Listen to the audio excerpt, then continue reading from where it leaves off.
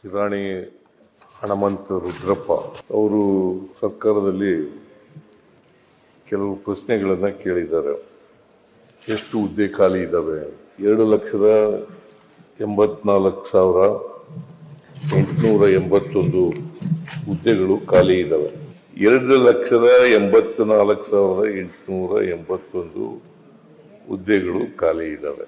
4,91,533 ಹುದ್ದೆಗಳು ಭರ್ತಿಯಾಗಿರ್ತವೆ.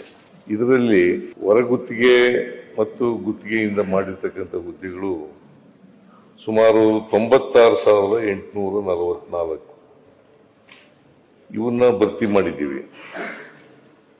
ಇವನ್ನ ಕಳೆದ್ರೆ 1,88,037 ಹುದ್ದೆಗಳು ಖಾಲಿ ಇದ್ದಾವೆ.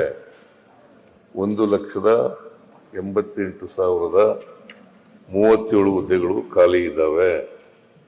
ಆಮೇಲೆ ವಿವಿಧ ನಿಗಮ ಮಂಡಳಿಗಳಲ್ಲಿ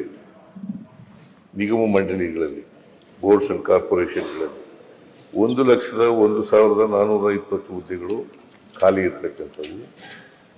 ಆಮೇಲೆ ವಿಶ್ವವಿದ್ಯಾಲಯಗಳಲ್ಲಿ 14,677 ಹುದ್ದೆಗಳು ಖಾಲಿ ಇದ್ದಾವೆ. 2,400 ಹುದ್ದೆಗಳು ಈಗಾಗಲೇ ಫೈನಾನ್ಸ್ ಡಿಪಾರ್ಟ್ಮೆಂಟ್ ಇಂದ ಕ್ಲಿಯರೆನ್ಸ್ ಸಿಕ್ಕಿದೆ. 24,300 ಹುದ್ದೆಗಳಿಗೆ ಸಿಕ್ಕಿದೆ. ಆಮೇಲೆ ಹೈದರಾಬಾದ್ ಕರ್ನಾಟಕ, ನೀವು ಹೈದರಾಬಾದ್ ಕರ್ನಾಟಕ ಬರಲ್ಲ, ಬಾಗಲಕೋಟೆಯವರು ನೀವು, ಕೂತ್ಕೊಳ್ಳಿ ಬಾಗಲಕೋಟೆಯವರು. 371J ಅದರಲ್ಲಿ ಹುದ್ದೆಗಳು ಭರ್ತಿ ಮಾಡಬೇಕಾಗಿರ್ತಕ್ಕಂಥದ್ದು 32,132. ಎರಡೂ ಸೇರಿಸಿದ್ರೆ 56,432 ಹುದ್ದೆಗಳು ಭರ್ತಿ ಮಾಡ್ತಾ ಇದ್ದೀವಿ. 56,432 ಹುದ್ದೆಗಳನ್ನು ಭರ್ತಿ ಮಾಡ್ತಾ ಇದ್ದೀವಿ. ಸ್ವಲ್ಪ ಯಾಕೆ ವಿಳಂಬ ಯಾಕಾಯ್ತು ಅಂತಂದ್ರೆ ಒಳ ಮೀಸಲಾತಿ ಇತ್ತಲ್ಲ, ಆ ಒಳ ಮೀಸಲಾತಿ ಇದ್ದದರಿಂದ ವಿಳಂಬ ಆಯ್ತು. 1 ವರ್ಷದಿಂದ ವಿಳಂಬ ಆಯಿತು. ಸೊ ಹಾಗಾಗಿ ಈಗ ಒಳ ಮೀಸಲಾತಿ ತೀರ್ಮಾನ ಆಗಿದೆ. ಇನ್ಮೇಲೆ ಹುದ್ದೆಗಳನ್ನ ಭರ್ತಿ ಮಾಡ್ತಕ್ಕಂಥ ಕೆಲಸವನ್ನ ಮಾಡ್ತೇವೆ ಅಂತಕ್ಕಂಥ ಮಾತುಗಳನ್ನು ಎಲ್ಲನೂ ಒಟ್ಟಿಗೆ ಮಾಡಕ್ಕಾಗಲ್ಲ.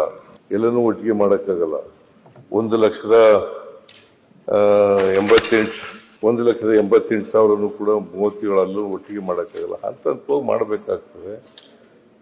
ಸೊ ಫೈನಾನ್ಸ್ ಡಿಪಾರ್ಟ್ಮೆಂಟ್ನವರು ಕ್ಲಿಯರೆನ್ಸ್ ಕೊಡದೇನೆ ಮಾಡಕ್ಕಾಗಲ್ಲ. ಯಾಕಂತಂದ್ರೆ ಸಂಬಳ ಕೊಡಬೇಕಲ್ಲ, ನಾಳೆ ಸಂಬಳ ಕೊಡಬೇಕಾದ ಕಾರಣದಿಂದ ಕೊಡಬೇಕಾಗುತ್ತೆ. ಇಲ್ಲದೆ ಸಂಬಳ ಕೊರತೆ ಆಗ್ಬಿಡ್ತದೆ. ಬಜೆಟ್ನಲ್ಲಿ ನಾವು ಅಳವಡಿಸ್ಕೊಳ್ಳದೆ ಹೋದ್ರೆ ಬಹಳ ತೊಂದರೆ ಆಗ್ತದೆ.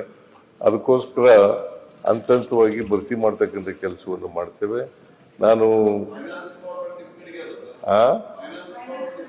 ಹೌದು, ನಾನೇ ಫೈನಾನ್ಸ್ ಮಿನಿಸ್ಟ್ರು.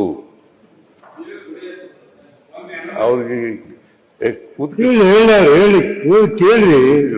ಹೇಳಿ, ಈಗ ನೀವು ಹೇಳಿದಿರಲ್ಲ, ಹಂತವಾಗಿ ಮಾಡ್ಲಿಕ್ಕೆ ಮಾಡ್ತೀವಿ. ಈಗ ಒಳ ಮೀಸಲಾತಿ ಇದು ಕ್ಲಿಯರ್ ಆಗಿದೆ. 6%, 5% ಅಂತ ABC ಅಂತ ಮಾಡಿದ್ದೀವಿ. ಸೊ ಅದು ಕ್ಲಿಯರ್ ಆಗಿರೋದ್ರಿಂದ ಇನ್ ಮುಂದೆ ಇಷ್ಟೊಂದು ವಿಳಂಬ ಆಗ್ಲಿಕ್ಕೆ ಸಾಧ್ಯ ಇಲ್ಲ. ಭರ್ತಿ ಮಾಡ್ತಲೇ ಇರ್ತೀವಿ, ಹಂತವಾಗಿ ಭರ್ತಿ ಮಾಡ್ತೀವಿ.